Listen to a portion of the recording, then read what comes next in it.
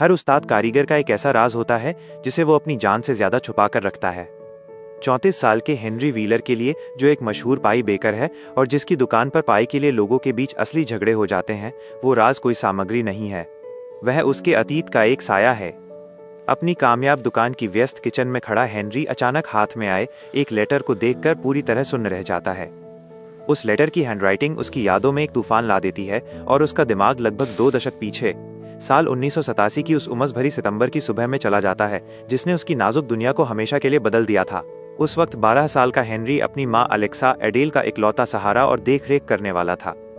एडेल एक ऐसी महिला थी जो गहरे अवसाद के कारण हफ्तों से अपने इस पुराने घर से बाहर नहीं निकली थी। जब से हेनरी के पिता उन्हें छोड़कर अपनी एक नई चमचमाती फैमिली बसाने चले गए थे, तब से एडेल ने बाहरी दुनिया से अपना हर नाता पूरी तरह तोड़ लिया था। वे दोनों एक शांत और बिल्कुल अलग-थलग जिंदगी जी रहे थे और महीने में सिर्फ एक बार घर के राशन और डिब्बाबंद सामान का स्टॉक करने के लिए स्थानीय प्राइसमार्ट मॉल जाते थे। इस खास हॉलिडे वीकेंड पर हेनरी को नए कपड़ों की सख्त जरूरत थी, क्योंकि वो अपने पुराने कपड़ों से काफी लंबा हो चुका था।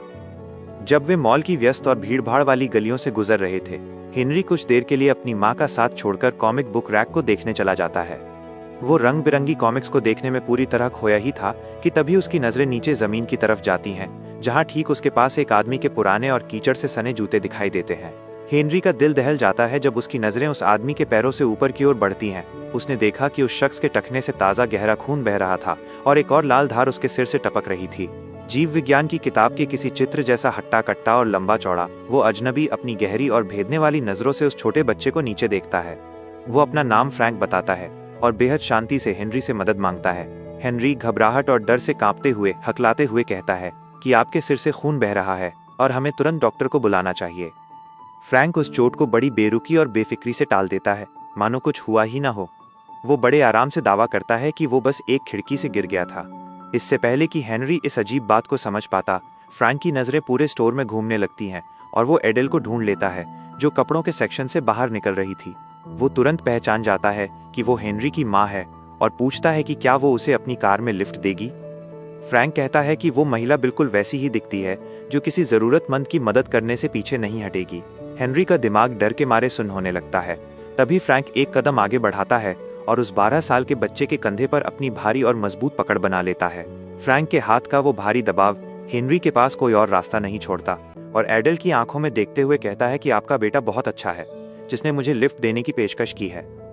एडेल अपने बेटे के चेहरे पर छिपे उस गहरे खौफ को तुरंत पढ़ लेती है। वो बेहद शालीनता से मना करने की कोशिश करती है, कहती है कि आज दोपहर उनका शेड्यूल बहुत बिजी है और वे उसकी कोई मदद नहीं कर पाएंगे। लेकिन फ्रैंक इतनी आसानी से हार मानने वालों में से नहीं था। दर्द से अपने दांत भींचते हुए वो अचानक अपना हाथ हेनरी की गर्दन के ठीक पीछे ले जाता है। ये इशारा एक पल में प्यार और दूसरे ही पल में सीधे मौत की धमकी जैसा महसूस होता है। वो सीधे एडेल की आंखों में घूरते हुए बेहद ठंडे लहजे में कहता है, साफ बात तो ये है कि ये होकर रहेगा। एडेल समझ जाती है कि उसके पास अब कोई दूसरा रास्ता नहीं बचा है। अपने बेटे की जान बचाने के लिए वो अपनी सहमति दे देती है। जब वे बिलिंग काउंटर पर पहुंचते हैं तो फ्रैंक चालाकी से बच्चों का एक बेसबॉल और ग्लव भी उनके सामान में जोड़ देता है, ताकि किसी को उन पर कोई शक न हो। एडेल के पास उस वक्त काउंटर पर बैठी कैशियर को सच बताने का एक आखिरी मौका था, लेकिन फ्रैंक की खौफनाक मौजूदगी के कारण वो चाहकर भी अपनी जुबान नहीं खोल पाती। कार में बैठते ही फ्रैंक हेनरी को अपने साथ पिछली सीट पर बैठने का हुक्म देता है और एडेल को गाड़ी सीधे उनके सुनसान घर की तरफ दौड़ाने को कहता है। रास्ते में जैसे ही उनकी कार एक रेड लाइट पर रुकती है, ठीक उनके बगल में पुलिस की एक पेट्रोलिंग गाड़ी आकर खड़ी हो जाती है। हेनरी का दिल इतनी जोर से धड़कने लगता है कि मानो छाती चीरकर बाहर आ जाएगा और फ्रैंक का पूरा शरीर एकदम सख्त हो जाता है। एडेल पुलिस वालों की तरफ देखती है। उसके दिमाग में कई विचार कौंधते हैं, लेकिन अंत में वो डरकर अपनी गाड़ी को राइट टर्न लेती है और पुलिस की नजरों से दूर निकल जाती है। जब वे आखिरकार अपने सुनसान और घने जंगलों से घिरे घर के ड्राइववे में पहुंचते हैं, तो घर की बदहाली और अकेलापन देखकर ऐसा लगता है मानो वो कोई घर नहीं, बल्कि किसी बड़ी वारदात का ठिकाना बनने जा रहा हो। फ्रैंक कार से उतरते ही एडेल और हेनरी को घर के अंदर ढकेल देता है और दरवाजा लॉक कर देता है। किचन में पहुंचते ही एडेल अपनी सुरक्षा के लिए चुपके से चाकू वाले दराज की तरफ बढ़ती है, लेकिन फ्रैंक की पैनी नजरें उसके हर मूवमेंट पर टिकी थीं। वो बेहद शांत आवाज में एडेल से कॉफी मांगता है। तभी हेनरी, जो इस अजनबी के खौफ और कौतूहल के बीच फंसा हुआ था, सीधे फ्रैंक से पूछ बैठता है कि आपका पैर कैसे जख्मी हुआ। फ्रैंक कॉफी की चुस्की लेते हुए हेनरी और एडेल की तरफ देखता है और एक ऐसा सच उगलता है जो उन दोनों के पैरों तले से जमीन खिसका देता है। वो कहता है, मैं तुमसे कोई झूठ नहीं बोलूंगा हेनरी, मैं आज सुबह जेल के अस्पताल की दूसरी मंजिल की खिड़की से कूदकर भागा हूँ, जहाँ मुझे अपेंडिक्स के ऑपरेशन के लिए ले जाया गया था। एडेल के हाथ से चम्मच छूटने को हो जाता है, उसकी सांसें रुक जाती हैं। हेनरी खौफ और हैरत से चिल्लाता है, आप जेल से भागे हो? इसका मतलब पुलिस आपको हर जगह ढूंढ रही है। फ्रैंक बिना किसी शिकन के हाँ में सिर हिलाता है, जिससे ये साफ हो जाता है कि एडेल और हेनरी अब किसी साधारण अजनबी के साथ नहीं, बल्कि एक फरार और बेहद खतरनाक मुजरिम के साथ उसी घर में बंद हो चुके हैं। हेनरी और एडेल अभी फ्रैंक के जेल से भागने की बात को पचा भी नहीं पाए थे कि तभी घर के कोने में रखा टेलीविजन सेट चालू होता है। न्यूज एंकर की गंभीर आवाज पूरे लिविंग रूम में गूंज उठती है। स्टिंचफील्ड जेल से आज सुबह एक कैदी फरार हो गया है। पुलिस पूरे इलाके में नाकेबंदी कर रही है। फरार अपराधी का नाम फ्रैंक चैम्बर्स है। जैसे ही स्क्रीन पर फ्रैंक का मगशॉट यानी पुलिस रिकॉर्ड की तस्वीर सामने आती है, न्यूज एंकर एक ऐसा शब्द बोलती है जो कमरे की बची कुची हवा को भी सुखा देता है, मर्डर। वो शख्स जिसे एडेल ने अपने घर में पनाह दी थी, वो सिर्फ एक कैदी नहीं, बल्कि हत्या के आरोप में 18 साल की सजा काट रहा एक खतरनाक कातिल था। हेनरी और एडेल खौफ से कांपते हुए फ्रैंक के चेहरे को देखते हैं। फ्रैंक बिना किसी हड़बड़ाहट के बेहद शांति से कहता है, अखबार और टीवी वाले जो दिखा रहे हैं, कहानी वैसी नहीं है। मैं कोई कातिल नहीं हूं। एडेल अपने बेटे को खुद से सटा लेती है, लेकिन उसका दिमाग तेजी से दौड़ रहा था। हेनरी सहमते हुए पूछता है कि क्या किसी भगोड़े को घर में छुपाना जुर्म नहीं है। फ्रैंक हेनरी की समझदारी की तारीफ करता है, लेकिन फिर माहौल को भांपते हुए एक ऐसा फैसला सुनाता है जो एडेल की रूह कंपा देता है। फ्रैंक कहता है कि वो इस परिवार को किसी खतरे में नहीं डालना चाहता, इसलिए अगर पुलिस यहाँ आती है तो ये लगना चाहिए कि उसने उन दोनों को किडनैप किया था। वो ठंडे लहजे में कहता है, दिखावे को बनाए रखने के लिए मुझे तुम दोनों को बांधना होगा। एडेल अपनी हिम्मत बटोरती है और फ्रैंक के साथ नीचे बेसमेंट में जाती है, जहां से वो रस्सियों का एक बंडल निकालती है। उसकी जेब में वही किचन वाला चाकू छुपा हुआ था जिसे वो कसकर पकड़े हुए थी, लेकिन फ्रैंक की ताकत और खौफ के आगे वो कदम पीछे खींच लेती है। फ्रैंक एडेल को डाइनिंग रूम की एक लकड़ी की कुर्सी पर बिठाता है और उसके पैरों को बेहद कोमलता से लेकिन मजबूती से कुर्सी के पायों से बांधने लगता है। एडेल हेनरी की तरफ एक ढाढ़स बंधाने वाली नजर डालती है। फ्रैंक एडेल की पतली पीली कलाइयों को पीछे की तरफ घुमाता है और रस्सियों को एक कड़े और दर्दनाक फंदे में कस देता है। कमरा इतना शांत था कि रस्सी के खिंचने और गांठ के बंधने की चरचराहट साफ सुनाई दे रही थी। हेनरी पास के कमरे में बैठा अपनी माँ को उस कातिल की बंदिश में बेबस देख रहा था और उसे समझ नहीं आ रहा था कि ये अजनबी उनका रक्षक बनने आया है या भक्षक। अंधेरा घिरने के साथ ही घर के अंदर का माहौल किसी जादुई और रहस्यमयी दुनिया में बदलने लगता है। फ्रैंक ने एडेल को खुला छोड़ दिया था, क्योंकि वो जान चुका था कि एडेल इस कदर टूट चुकी है कि वो पुलिस के पास नहीं भागेगी। आधी रात को हेनरी अपनी नींद से जागता है और दबे पांव अपनी माँ के कमरे की तरफ बढ़ता है। वो दरवाजे की झिरी से अंदर झांकता है और जो देखता है उससे उसका मासूम दिमाग चकरा जाता है। फ्रैंक बिना शर्ट के बिस्तर पर लेटा हुआ था और एडेल बेहद कोमलता से उसके अपेंडिक्स के घाव पर दवा लगा रही थी। फ्रैंक एडेल से वादा करता है कि वह उसे इस कैद जैसी जिंदगी से दूर ले जाएगा, एक ऐसी जगह जहां कोई उन्हें नहीं जानता, कनाडा का प्रिंस एडवर्ड आइलैंड। हेनरी अंधेरे में खड़ा अपनी माँ के चेहरे पर वो चमक देखता है जो उसने सालों से नहीं देखी थी। वो समझ जाता है कि उसकी माँ इस कातिल के जादू में पूरी तरह जकड़ चुकी है। अगली सुबह घर का माहौल बिल्कुल बदल जाता है। फ्रैंक किसी अजनबी या कैदी की तरह नहीं, बल्कि घर के मुखिया की तरह काम में जुट जाता है। वो सीढ़ियों के ढीले बोर्ड ठीक करता है, दरवाजों की चरचराहट दूर करता है और हेनरी को बेसबॉल पकड़ने के सही तरीके सिखाता है। हेनरी अपने पिता की कमी को फ्रैंक के जरिए पूरा होते देख अनजाने में उसकी तरफ खिंचने लगता है। दोपहर में फ्रैंक हेनरी को पड़ोसी मिस्टर जर्विस के बगीचे से आए पके हुए आड़ू पीचेस काटने के काम में लगा देता है। फ्रैंक घोषणा करता है कि वो उन्हें अपनी दादी की सीक्रेट रेसिपी से दुनिया की सबसे बेहतरीन पीच पाई बनाना सिखाएगा। पूरा किचन आटे, मक्खन और दालचीनी की खुशबू से महक उठता है। फ्रैंक एडेल के कांपते हाथों को थामकर उसे पाई की ऊपरी परत को पलटना सिखाता है। इस पल में तीनों के बीच एक ऐसा गहरा और भावुक रिश्ता बन जाता है मानो वे सालों से एक असली परिवार हों। लेकिन इस मीठी और जादुई खुशबू के बीच खौफ का साया अभी भी मंडरा रहा था। पाई अभी ओवन में पकी रही थी कि अचानक साइड के दरवाजे पर जोर जोर से खटखटाहट होती है। Knock knock knock. झटके से तीनों के पैर जहां के तहां जम जाते हैं। दरवाजे के शीशे के पार किसी आदमी की परछाई साफ दिखाई दे रही थी। फ्रैंक की आंखों में पल भर में वही पुराना खूंखार और जानलेवा अंदाज वापस आ जाता है। वो बिजली की तेजी से एडेल का हाथ पकड़कर उसे कोने में खींचता है और हेनरी के कंधे को कसकर दबाते हुए बेहद गंभीर और दबी आवाज में कहता है, दरवाजा खोलो हेनरी और कह दो कि तुम्हारी माँ घर पर नहीं है। मुझे यकीन है कि तुम घबराकर ऐसा कुछ नहीं बोलोगे जिससे तुम्हें बाद में पछताना पड़े। हेनरी भारी कदमों से दरवाजे की तरफ बढ़ता है, जबकि फ्रैंक दीवार के पीछे छुपकर अपनी पैनी नजरें उस पर गड़ाए रखता है, जिससे हेनरी को साफ महसूस हो रहा था कि अगर उसने एक भी गलत शब्द बोला तो अंजाम बेहद खौफनाक होगा। दरवाजे के पीछे मिस्टर जर्विस खड़े थे, जो एडेल के लिए ताज़ा आड़ू लेकर आए थे, लेकिन हेनरी अपनी सूझबूझ से उन्हें वहां से रवाना कर देता है और फ्रैंक पर आया संकट टल जाता है। इस घटना के बाद फ्रैंक हेनरी को ग्रोसरी का कुछ सामान लेने के लिए साइकिल से बाजार भेजता है। जब हेनरी स्थानीय किराने की दुकान पर पहुंचता है तो वहां का माहौल देखकर उसके रोंगटे खड़े हो जाते हैं।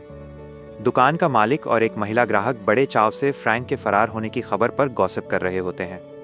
महिला कहती है वो अब तक जरूर किसी के घर में घुसकर पूरे परिवार को बंधक बना चुका होगा। ऐसे लोगों की नजर में इंसान की जान की कीमत 10 सेंट भी नहीं होती। तभी दुकानदार की नजर हेनरी के सामान पर पड़ती है, जिसमें डिब्बाबंद खानों के बजाय ताज़ा सब्जियां और एक पुरुषों वाला रेजर था। दुकानदार शक भरी नजरों से हेनरी को देखता है और पूछता है, तुम्हारी माँ हमेशा आंधी तूफान की तरह डिब्बाबंद खाना बटोरती है, आज ये सब क्या है और ये रेजर किसके लिए है? हेनरी किसी तरह बात को संभालते हुए कहता है कि वो शेविंग की प्रैक्टिस कर रहा है, लेकिन वह समझ जाता है कि बाहर की दुनिया फ्रैंक के खून की प्यासी हो चुकी है। इसी दौरान हेनरी की मुलाकात दुकान पर एक अजीब और बागी मिजाज की लड़की एलेनोर से होती है। एलेनोर बाद में हेनरी को शहर की पुरानी लाइब्रेरी में मिलती है। बातों बातों में हेनरी उसे बता देता है कि उसकी माँ एक नए आदमी के साथ कनाडा शिफ्ट होने की प्लानिंग कर रही है। एलेनोर, जो अपने माता पिता के झगड़ों से तंग आ चुकी थी, हेनरी के दिमाग में एक जहरीला बीज बो देती है। वो कहती है, जब बड़े लोग आपस में संबंध बनाते हैं तो उनका दिमाग एक ड्रग की तरह काम करना बंद कर देता है। तुम्हारी माँ उस आदमी के वश में आ चुकी है। वो दोनों सिर्फ अपने फायदे के लिए तुम्हें इस्तेमाल कर रहे हैं और एक दिन वो तुम्हें छोड़कर भाग जाएंगे। एलेनोर की ये बातें हेनरी के दिमाग पर गहरा असर करती हैं। उसका वो भरोसा जो फ्रैंक ने पिछले 2 दिनों में कमाया था, पल भर में डगमगाने लगता है। एलेनोर आगे कहती है, अगर तुम इस मुसीबत से निकलना चाहते हो तो तुम्हें उस आदमी को अपने रास्ते से हटाना होगा, वरना वो तुम्हें अपनी जिंदगी से बेदखल कर देगा। हेनरी भारी मन से जब लाइब्रेरी से बाहर निकलता है तो रास्ते में हर पेड़ पर फ्रैंक की तस्वीर वाले वांटेड पोस्टर चिपके हुए देखता है, जिन पर बड़े अक्षरों में $10,000 का इनाम लिखा था। हेनरी का मासूम दिमाग अब एक भयानक चौराहे पर खड़ा था। एक तरफ उसकी माँ का नया प्यार था और दूसरी तरफ एक कातिल को पुलिस के हवाले करके खुद को बचाने का रास्ता। घर लौटकर जब हेनरी फ्रैंक को अपनी माँ के साथ देखता है तो एलेनोर की बातें उसके दिमाग में हथौड़े की तरह बजने लगती हैं। इसी बीच फ्रैंक का अपेंडिक्स का पुराना घाव बुरी तरह संक्रमित हो जाता है और उसमें भयंकर दर्द उठ खड़ा होता है। एडेल समझ जाती है कि फ्रैंक को तुरंत पेनिसिलिन की जरूरत है।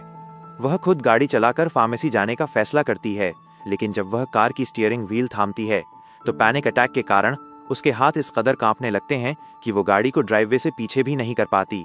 फ्रैंक तुरंत कार में आकर चाबी बंद करता है और एडेल को संभालता है।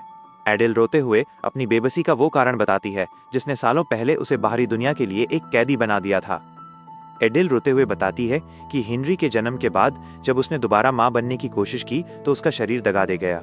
एक के बाद एक उसके 3 मिसकैरेज हुए। चौथी बार जब वो 9 महीने की प्रेग्नेंट थी तो वो और उसके पति अस्पताल पहुंचे, लेकिन डॉक्टरों ने उसके हाथ में एक बेजान मृत बच्ची का शव सौंप दिया। उस मरे हुए बच्चे के सदमे ने एडेल के दिमाग को इस कदर तोड़ दिया कि उसने घर से निकलना, खिड़कियां खोलना और लोगों से मिलना तक बंद कर दिया। इसी दर्द और अकेलेपन के कारण उसका पति भी उसे छोड़कर चला गया। एडेल फ्रैंक की आंखों में देखते हुए कहती है, मैं असल में अपने ही घर में एक कैदी बन चुकी थी। फ्रैंक उसका हाथ थामकर चूमता है और कहता है, मैं तुम्हें इस कैद से आजाद कराने आया हूं एडेल। उधर हेनरी का गुस्सा और शक उस वक्त चरम पर पहुंच जाता है जब अगली सुबह उसका पालतू हैमस्टर जो अचानक पिंजरे में मरा हुआ मिलता है। हेनरी को लगता है कि कनाडा भागने की जल्दी में फ्रैंक और उसकी मां ने ही उसके प्यारे जानवर को मार डाला है। वो गुस्से में तमतमाता हुआ घर से बाहर निकल जाता है। वो सीधा अपने पिता के घर की तरफ जाता है और अपने पिता को यह बताने के लिए कि वो ठीक है, उनके मेल बॉक्स में एक अलविदा का लेटर डाल देता है। लेकिन जब वो वापस लौट रहा होता है तो रास्ते में तेज बारिश शुरू हो जाती है। तभी उसके बगल में आकर पुलिस की एक पेट्रोलिंग गाड़ी रुकती है। कार की खिड़की नीचे होती है और अंदर से ऑफिसर थ्रेडवेल हेनरी को घूरते हुए पूछता है, क्या तुम्हें कोई मदद चाहिए बेटे? इतनी सुबह इस बारिश में बिना जैकेट के कहां घूम रहे हो? हेनरी का दिल गले को आ जाता है क्योंकि उसे समझ नहीं आता कि वो ऑफिसर को क्या जवाब दे। ऑफिसर थ्रेडवेल को शक ना हो इसलिए हेनरी किसी तरह झूठी कहानी गढ़ता है कि वो अपने पिता के घर कुछ सामान भूल गया था, लेकिन ऑफिसर उसकी सुरक्षा का हवाला देकर उसे जबरदस्ती पुलिस की गाड़ी में बिठा लेता है और सीधे उसके घर की तरफ रवाना हो जाता है। घर के ड्राइववे में जैसे ही पुलिस की गाड़ी रुकती है, एडेल बाहर खड़ी कार में सामान लोड कर रही होती है। पुलिस वाले को देखकर उसके हाथ पैर फूल जाते हैं और ऊपर की खिड़की से फ्रैंक ये सब अपनी आंखों से देख रहा होता है। ऑफिसर थ्रेडविल कार में रखे बक्सों को देखकर एडेल से पूछता है कि क्या वो कहीं बाहर जा रही है। एडेल बड़ी मुश्किल से अपनी कंपाहट छुपाते हुए झूठ बोलती है कि वो बस कुछ पुराना सामान बेचने जा रही है। ऑफिसर मदद के बहाने घर के अंदर तक आ जाता है और एक भारी बॉक्स उठाकर बाहर रखने लगता है। जाते जाते जब वो एडेल से हाथ मिलाना चाहता है तो एडेल डर के मारे अपने हाथ जेब में ही रखती है, लेकिन हेनरी तुरंत ऑफिसर का हाथ जेब में ही रखती है। लेकिन हेनरी तुरंत ऑफिसर का हाथ थामकर माहौल को संभाल लेता है। ऑफिसर थ्रेडवेल एक अजीब और गहरी नजर पूरे घर पर डालता है और अपनी गाड़ी लेकर वहां से चला जाता है।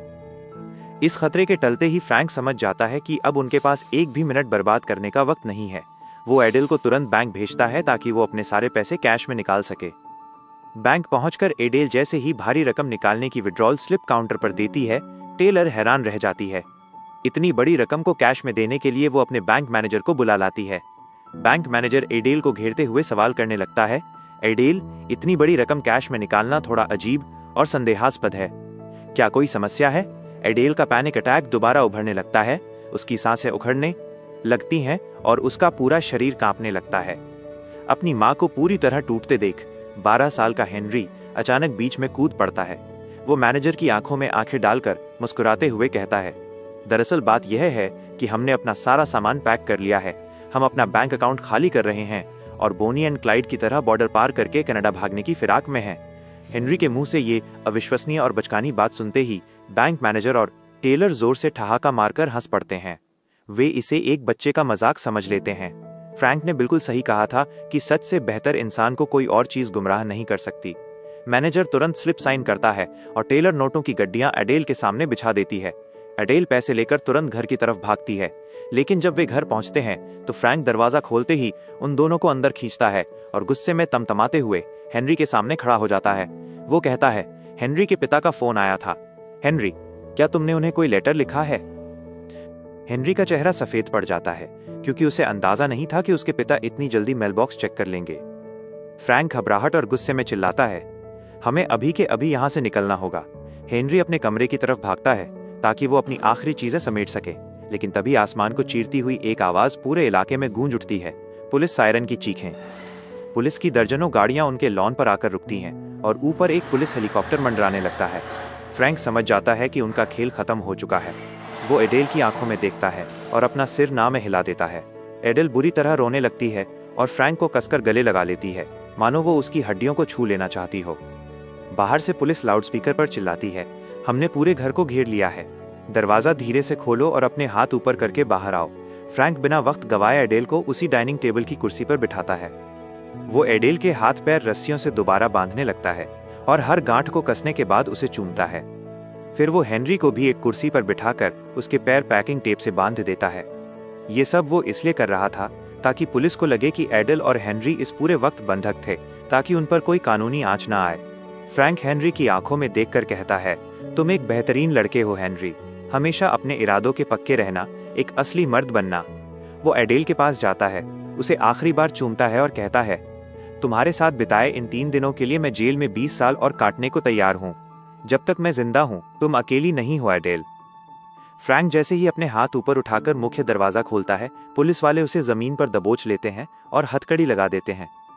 स्वात टीम घर के अंदर घुसकर एडेल और हेनरी को रस्सियों से आजाद करती है। हेनरी खिड़की से बाहर देखता है जहां फ्रैंक को पुलिस की गाड़ी में डाला जा रहा था और ठीक उसी पल फ्रैंक की नजरें एडेल से मिलती हैं। गाड़ी के शीशे के पार से फ्रैंक के होंठ सिर्फ एक शब्द बुदबुदाते हैं, एडेल। इस वारदात के बाद कोर्ट फ्रैंक को भागने और किडनैपिंग के जुर्म में कुल 25 साल की कड़ी सजा सुनाता है। एडेल सरकारी वकील के पास जाकर सच बताने की कोशिश करती है कि कोई किडनैपिंग नहीं हुई थी, लेकिन वकील उसे चेतावनी देता है कि एक भगोड़े को पनाह देने के जुर्म में उससे हेनरी की कस्टडी छीनी जा सकती है। अंदर से पूरी तरह टूट चुकी एडेल हेनरी की भलाई के लिए स्वेच्छा से उसकी कस्टडी उसके पिता को सौंप देती है। सालों बीत जाते हैं। हेनरी अपने पिता के घर बड़ा होता है, स्कूल खत्म करता है और धीरे धीरे फ्रैंक से सीखी कला को अपनी जिंदगी का मकसद बना लेता है। वह फ्रैंक की उसी सीक्रेट रेसिपी से शहर की सबसे मशहूर पाई की दुकान खोलता है। एक दिन जब हेनरी 32 साल का हो चुका होता है, उसकी दुकान पर एक लेटर आता है। यह लेटर फ्रैंक ने जेल की लाइब्रेरी से लिखा था, जिसने मैगजीन में हेनरी की पाई की तस्वीर देखकर उसे पहचान लिया था। फ्रैंक लिखता है कि उसकी सजा पूरी हो चुकी है और वो रिहा होने वाला है। वो हेनरी से पूछता है कि क्या एडेल आज भी अकेली है और क्या वो उसे एक लेटर लिख सकता है। हेनरी तुरंत जवाब में लिखता है कि उसकी माँ आज भी उसी पुराने पते पर उसका इंतजार कर रही है। कहानी के आखिरी मंजर में लगभग 20 साल बाद जेल के लोहे के भारी दरवाजे खुलते हैं। बाहर एडेल खड़ी थी, जिसकी उम्र अब ढल चुकी थी। फ्रैंक बाहर आता है और दोनों एक दूसरे को देखते हैं। बिना किसी शिकायत या अफसोस के दोनों चुपचाप कार में बैठते हैं और एडेल फ्रैंक का हाथ कसकर थाम लेती है। वे दोनों एक ऐसी दुनिया की तरफ बढ़ जाते हैं जो उन्होंने सिर्फ एक दूसरे के लिए बनाई थी। कुछ समय बाद हेनरी अपनी पत्नी और अपने छोटे नवजात बच्चे को लेकर फ्रैंक की दादी के उसी पुराने फार्म हाउस पर पहुंचता है, जहां दूर बगीचे में फ्रैंक और एडेल मुस्कुराते हुए सब्जियां चुन रहे थे। हेनरी को अपनी तरफ आते देख एडेल की आंखों में आंसू आ जाते हैं। वो अपने पोते को देखती है और धीरे से मुस्कुराती है। वे समझ चुके थे कि दुनिया जिसे गुनाह कहती है, वो असल में दो टूटे हुए दिलों की वो अनोखी मोहब्बत थी, जिसे किसी स्पष्टीकरण की जरूरत नहीं थी। यह कहानी यहाँ समाप्त होती है। वीडियो पसंद आई हो तो चैनल को सब्सक्राइब और लाइक करना न भूलें।